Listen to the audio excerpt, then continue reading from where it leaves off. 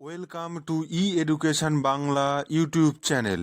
সান্ডেলেরভিল শ্রীরামকৃষ্ণ সেবাশ্রম পরিচালিত বিবেকানন্দ বিদ্যাপীঠের অনলাইন পঠন পাঠন সরাসরি এই চ্যানেল থেকে সরবরাহ করা হবে। আমি প্রথম শ্রেণীর বাংলা বিষয় নিয়ে আলোচনা করব। সহজ পাঠ দ্বিতীয় ভাগ, অষ্টম পাঠ। তাহলে আমার প্রিয় প্রথম শ্রেণীর ছাত্রছাত্রীরা, তোমরা সকলে সহজ পাঠ বইটা সামনে নাও, খাতা পেন অবশ্যই সামনে নেবে। আমরা আজকে পাঠে ঢুকবো। আজকের পাঠ অষ্টম পাঠ, সহজ পাঠ দ্বিতীয় ভাগ, অষ্টম পাঠ। প্রথম শ্রেণীর ছাত্রছাত্রীরা, তোমরা বই সামনে রাখো, খাতা পেন অবশ্যই সামনে রাখো। তাহলে আমরা শুরু করছি। পাঠটা একটু দেখে নিই, পাঠটা একটুখানি দেখে কি বলছে, আমরা এর ভিতরে কি বলতে চাইছে, তাহলে আমরা একটু দেখি। সবাই দেখো, আরমানি গির্জের কাছে আপিস। কি বলছে? আরমানি গির্জের কাছে আপিস। আপিসটা কোথায়? গির্জের কাছে আপিস যাওয়া মুশকিল হবে। আরমানি গির্জের কাছে আপিস যাওয়া মুশকিল হবে। কোথায় আপিস? আরমানি গির্জের কাছে যাওয়া মুশকিল হবে। কেন হবে? পরে আসছে। দেখ, পূর্ব দিকের মেঘ ইস্পাতের মতো কালো। আপিসে যাওয়া মুশকিল হবে কেন? পূর্ব দিকের মেঘ ইস্পাতের মতো কালো। পূর্ব দিকের মেঘ ইস্পাতের মতো কালো। ইস্পাতের মতো কালো। পশ্চিম দিকের মেঘ ঘন নীল। পশ্চিম দিকের মেঘও ঘন নীল। তার মানে বলতে চাইছে পূর্ব পশ্চিম দিকের মেঘ, পূর্ব দিকের মেঘ ইস্পাতের মতো কালো মানে প্রচন্ড মেঘলা, আর পশ্চিম দিকের মেঘ ঘন নীল। পশ্চিম দিকের মেঘ ঘন নীল মানে প্রচন্ড ঘন নীল হয়ে গেলে একটা কিরকম কালো কালো ভাব দেখায়, গাঢ় একটা ভাব দেখায়, তার মানে মেঘলা। পূর্ব দিকের মেঘও মেঘলা, পশ্চিম দিকের মেঘও মেঘলা, এটা বলতে চেয়েছে। বলছে পূর্ব দিকের মেঘ ইস্পাতের মতো কালো, একদম বলে দিচ্ছে ঘন অন্ধকার। আর পশ্চিম দিকের মেঘ ঘন নীল মানে কি? ঘন নীল মানেও ওখানে মেঘলাটাকেই বোঝাচ্ছে। ঘন নীল হলে একটা কালো কালো ভাব হয় আকাশে। সকালে রৌদ্র ছিল, নিশ্চিন্ত ছিলাম। সকালে রৌদ্র ছিল, তাই নিশ্চিন্ত ছিলাম। তখন ভেবেছিলাম আপিসে যেতে পারবো, কিন্তু এখন দেখা যাচ্ছে আপিসে যাওয়া মুশকিল হবে। পূর্ব দিকের মেঘ ইস্পাতের মতো কালো, পশ্চিম দিকের মেঘ ঘন নীল। সকালে রৌদ্র ছিল, নিশ্চিন্তে ছিলাম। দেখতে দেখতে বিস্তর মেঘ পড়েছে। বিস্তর মানে অনেক, প্রচন্ড মেঘ পড়েছে। দেখতে দেখতে বিস্তর মেঘ পড়েছে মানে প্রচন্ড মেঘ পড়েছে। বাদলা বেশিক্ষণ স্থায়ী না হলে বাঁচি। বাদলা, বাদলা মানে কি বলতো? বৃষ্টি। ওই যে বললাম যে ঘন নীল মানে মেঘলা করেছে, আর ইস্পাতের মতো কালো মানে মেঘলা করেছে।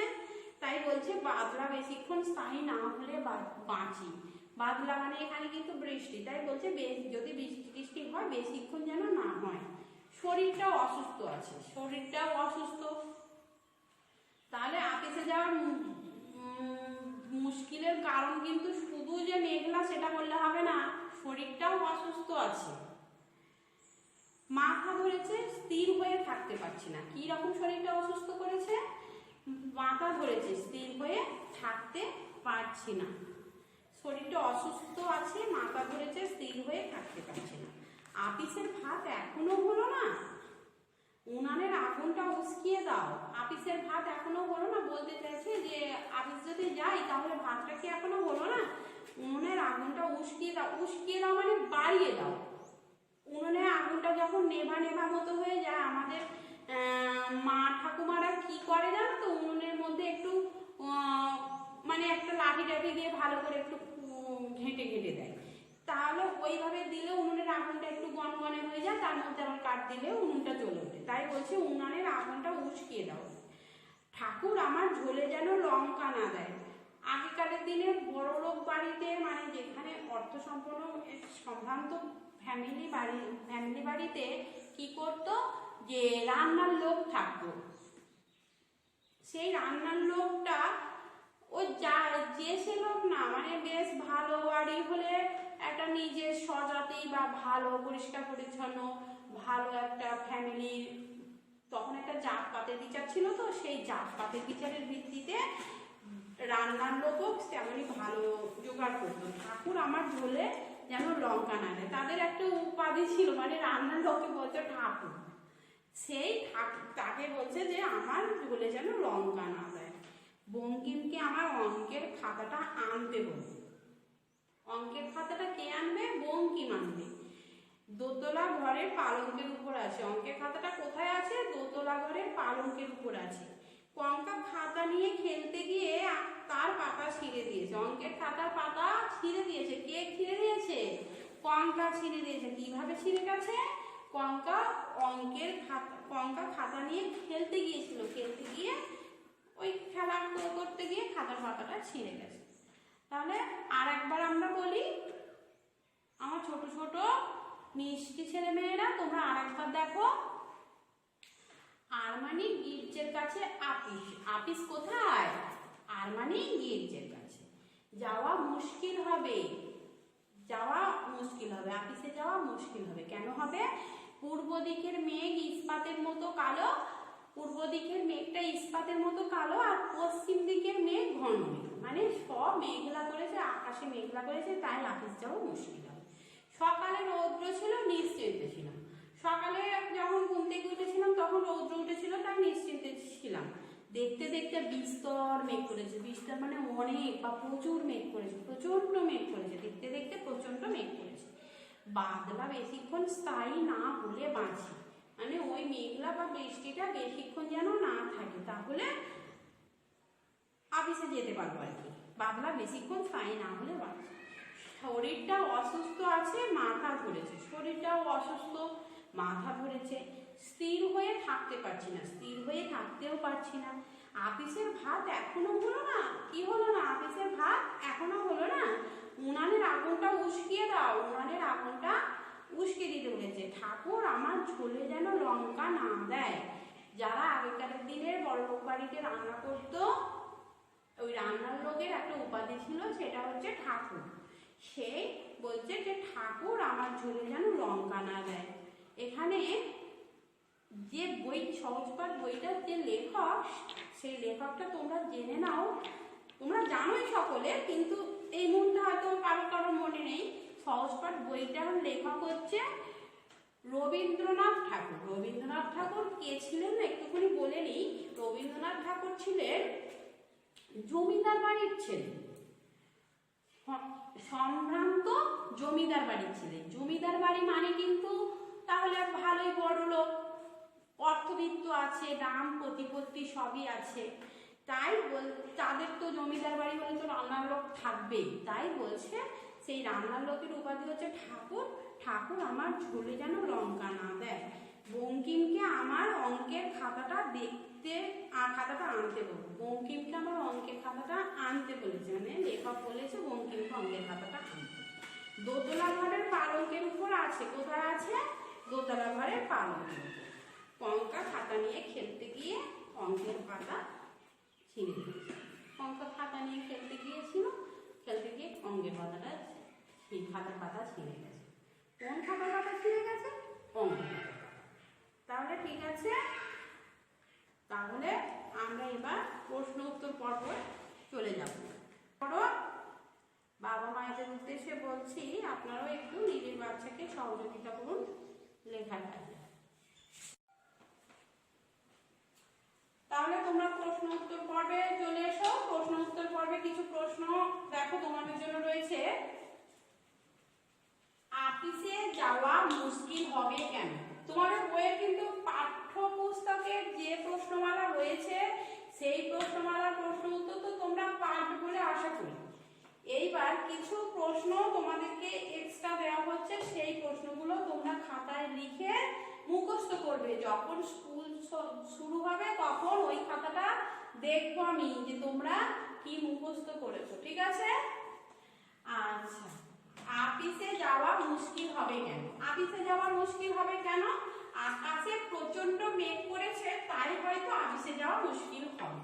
আকাশে প্রচন্ড মেঘ করেছে মানে পরে বৃষ্টি নামতে পারে, এই আশঙ্কা। তাই বলছে যে আকাশে প্রচন্ড মেঘ করেছে, তাই হয়তো আপিসে যাওয়া মুশকিল হবে।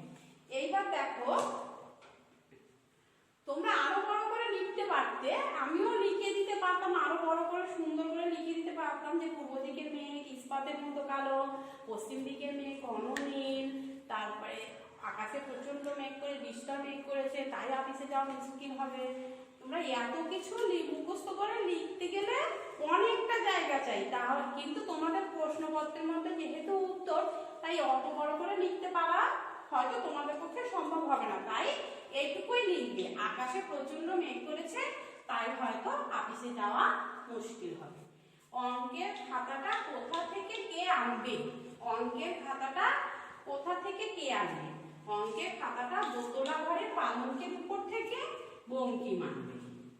তাহলে অঙ্কের খাতাটা দোতলা ঘরের পালঙ্কের উপর থেকে বঙ্কিম আনবে। কে কিভাবে খাতার পাতা ছিঁড়ে দিয়েছে? কে কিভাবে খাতার পাতা ছিঁড়ে দিয়েছে? কঙ্কা খাতা নিয়ে খেলতে গিয়ে খাতার পাতা ছিঁড়ে দিয়েছে।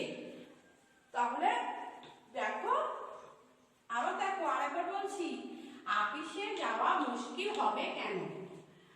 আকাশে বিস্তর মেঘ করেছে তাই হয়তো অফিসে যাওয়া মুশকিল হবে।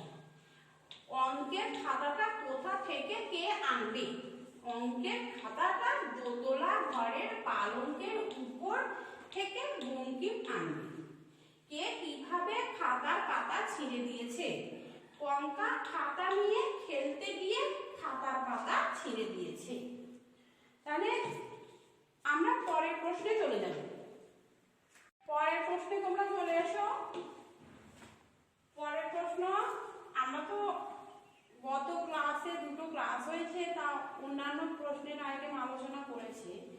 এইরকম কিছু সাধারণ প্রশ্নও তোমরা এগুলো কিন্তু একদম অ্যাভয়েড করবে না, এগুলো সব খাতায় সুন্দর করে লিখে মুখস্থ করবে। অর্থ লেখো, অর্থ লেখো। দন্তেনাসি তালুসায় যাহাসি দন্তনায় তাই কি হয় গো? নিশ্চিন্ত। নিশ্চিন্ত, নিশ্চিন্ত অর্থ মানে নিশ্চিন্তর বাংলা অর্থ হচ্ছে চিন্তাহীন, চিন্তা না কর, চিন্তা না হলেই তাকে নিশ্চিন্ত বলে। নিশ্চিন্ত চিন্তাহীন। উস্কিয়ে, উস্কিয়ে, উস্কিয়ে হচ্ছে বাড়িয়ে। উনুনের আগুনটা উস্কিয়ে তার মানে উনুনের আগুনটা বাড়িয়ে দাও। বিস্তর, আমি বললাম বিস্তর মানে অনেক, অনেক বা প্রচুর বা প্রচন্ড। বিস্তর মানে অনেক, বিস্তর মানে অনেক। ইস্পাত, ইস্পাত, ইস্পাত মানে লোহা, ইস্পাত মানে লোহা। মুশকিল, মুশকিল মানে অসুবিধে, মুশকিল মানে কি? অসুবিধে। আরেকবার দেখো, অর্থ মানে অর্থ লেখো। চিন্তাহীন, অর্থ মানে কিন্তু মানে প্রতিশব্দ, শব্দার্থ একই বোঝায়। চিন্তাহীন নিশ্চিন্ত, উস্কিয়ে বাড়িয়ে, বিস্তর অনেক, ইস্পাত লোহা, মুশকিল অসুবিধে। তাহলে এইবার দেখো পরের আইটেম, বিপরীত শব্দ লেখো। বিপরীত শব্দ মানে অপোজিট, উল্টো, উল্টো লিখতে হবে। উল্টো, পূর্ব, পূর্বর উল্টো কি হয় বলো তো? পশ্চিম। পূর্বর উল্টো পশ্চিম। স্থির, স্থিরের উল্টো হচ্ছে, বিপরীত হচ্ছে অস্থির। সুস্থ, সুস্থ, অসুস্থ, অসুস্থর বিপরীত সুস্থ। স্থায়ী, স্থায়ীর বিপরীত অস্থায়ী। ঘন, ঘন বিপরীত পাতলা। আরেকবার দেখো, বিপরীত মানে উল্টো লিখতে হবে। পূর্ব পশ্চিম, স্থির অস্থির, সুস্থ অসুস্থ, স্থায়ী অস্থায়ী, ঘন পাতলা। এইবার আরেকটু দেখো, যদি কিনা আমি একটু উল্টে দিবা, ঘুরিয়ে দিই, আমি লিখে দিলাম পাতলা, পাতলা। তোমাকে উল্টোটা লিখতে গেলে কিন্তু লিখতে হবে ঘন। আমি লিখে দিলাম সুস্থ, তোমাকে উল্টোটা লিখতে গেলে, বিপরীত লিখতে গেলে তেমন অসুস্থ লিখতে হবে। আবার আমি লিখে দিলাম পশ্চিম, তাহলে তার উল্টো তোমরা কি লিখবে? তার উল্টো লিখবে পূর্ব। ঠিক আছে? তাহলে তোমরা এইগুলো ভালো করে খাতায় লিখে নাও, লিখে নিয়ে মুখস্থ করবে। দেখো পরের আইটেমে কি বলছে? সঠিক উত্তরের নিচে দাগ দাও। সঠিক উত্তরের নিচে দাগ দাও। সঠিক উত্তরের নিচে দাগ দেবে মানে যেটা ঠিক তার নিচে দাগ দেবে। যখন তোমাকে দাগ দিতে বলেছে দাগই দেবে, যখন তোমাকে বলে সঠিক উত্তরটির মাথায় টিক দাও তখন মাথায় টিক দেবে, আর যখন তোমাকে বলবে সঠিক উত্তরের নিচে দাগ দাও তাহলে নিচে দাগ দেবে। পশ্চিম না পূর্ব দিকের মেঘ ইস্পাতের মতো কালো? বলো তো তোমরা, গল্পটা তো আমরা পড়লাম। কোন দিকের মেঘ ইস্পাতের মতো কালো? পূর্ব দিকের মেঘ ইস্পাতের মতো কালো। কোন দিকের মেঘ ইস্পাতের মতো কালো? পূর্ব দিকের মেঘ ইস্পাতের মতো কালো। খাতার পাতা ছিঁড়ে দিয়েছে বঙ্কিম না কঙ্কা? কে ছিঁড়ে দিয়েছে খাতার পাতা? খাতার পাতা ছিঁড়ে দিয়েছে কঙ্কা। খাতার পাতা কে ছিঁড়ে দিয়েছে? কঙ্কা। শরীরটা সুস্থ না অসুস্থ? শরীরটা অসুস্থ। শরীরটা কি? অসুস্থ। তাহলে আমরা আর একটা নতুন আইটেম দেখলাম, সঠিক উত্তরের নিচে দাগ দাও। পশ্চিম না পূর্ব দিকের মেঘ ইস্পাতের মতো কালো? পূর্ব দিকের মেঘ ইস্পাতের মতো কালো। খাতার পাতা ছিঁড়ে দিয়েছে কে? খাতার পাতা ছিঁড়ে দিয়েছে বঙ্কিম না কঙ্কা? খাতার পাতা ছিঁড়ে দিয়েছে কঙ্কা। শরীরটা সুস্থ না অসুস্থ? শরীরটা অসুস্থ। ঠিক আছে, তাহলে আবার আমরা নতুন আইটেমে চলে যাব। ঠিক আছে, নতুন আইটেম দেখি কি বলছে। আর একটা নতুন আইটেম দেখো, আর একটা নতুন আইটেম, যুক্তাক্ষর দিয়ে দুটি করে শব্দ গঠন করো। দুটো করে শব্দ তোমাদের অবশ্যই পরীক্ষার জন্য থাকবে, তাই বলে তোমরা যে যটা পারো লিখতে পারো। 5টা 6টা 10টা যত তোমরা শব্দ লিখতে শিখবে তত তোমাদের শব্দ লেখা সম্পর্কে ধারণা তৈরি হবে। তালবস্বয় চয়ে, তালবস্বয় চয়ে দিয়ে দুটো শব্দ হচ্ছে পশ্চিম নিশ্চিন্ত। তালবস্বয় চয়ে দিয়ে দুটো শব্দ পশ্চিম নিশ্চিন্ত। দন্তস্বয় চয়ে বস্তা সস্তা। উমায় কয় দিয়ে দুটো শব্দ বঙ্কিম কঙ্কা। এইরকম নতুন নতুন যুক্তাক্ষর দিয়ে নতুন নতুন শব্দ তোমরা, আমি দুটো বলেছি বলে তোমরা যে দুটো লিখবে তা না, পরীক্ষার সময় হয়তো উল্লেখ করে দিলাম এরকম যুক্তাক্ষর দিয়ে দুটি করে শব্দ গঠন করো, কিন্তু তোমরা লেখার সময় বাড়িতে যে যটা পারো লিখতে পারো সুন্দর করে। 5টা 6টা 7টা 10টা পর্যন্ত তোমরা লিখতে পারো। তালবস্বয় চয় দিয়ে যুক্তাক্ষর দিয়ে শব্দ হচ্ছে নিশ্চিন্ত, পশ্চিম নিশ্চিন্ত। দন্তস্বয় চয় দিয়ে শব্দ হচ্ছে বস্তা সস্তা। উমায় কয় দিয়ে শব্দ হচ্ছে বঙ্কিম কঙ্কা। এইরকম অনেক শব্দ তোমাদের বইয়ে অনেক যুক্তাক্ষর আছে, তোমরা বাড়িতে এইভাবে অভ্যাস করবে। আমরা পরের আইটেমে যাই দেখি। একটা নতুন খেলা আমরা খেলি, অক্ষর নিয়ে আমরা একটু খেলা খেলি। এইরকম প্রশ্ন কিন্তু তোমাদের পরীক্ষার পৃষ্ঠার মধ্যেও, পরীক্ষার প্রশ্নপত্রের মধ্যেও থাকতে পারে। ছক থেকে অক্ষর নিয়ে 10টি শব্দ গঠন করো। ছক থেকে অক্ষর নিয়ে 10টি শব্দ গঠন করো। দেখো ছক, এই যে ছকের মধ্যে আমি অনেক অক্ষর লিখে দিয়েছি। দেখো আ লিখে দিয়েছি, অ লিখে দিয়েছি, দন্তনায় দীর্ঘ লিখে দিয়েছি, হর্ষে লিখে দিয়েছি, ময়কে লিখে দিয়েছি, পয়াকা লিখে দিয়েছি, ল ক কয় দীর্ঘ দন্তেন পয় হর্ষে দন্তস্বয় পয়াকা উমায় কয়ে, এরকম অনেক অক্ষর ছকের মধ্যে লেখা আছে। এবার ওই অক্ষরগুলো থেকে তুমি সব একটা একটা অক্ষর নিয়ে, যেন প্রত্যেকটা অক্ষরই ওই ছকের মধ্যে আছে, তোমরা শব্দ তৈরি করবে। মানে বাইরে থেকে একটা অক্ষর নিলে হবে না, কিন্তু যে বাইরের একটা অক্ষর নিজের মতো তৈরি করে নিলে হবে না। ওই ছকের মধ্যেই সব অক্ষর আছে, সেই অক্ষরগুলো দিয়ে শব্দ তৈরি করতে হবে। দেখো দেখো কি আছে এখানে, আ আছে, পয়হর্ষই আছে, দন্তস্ব আছে, আপিস।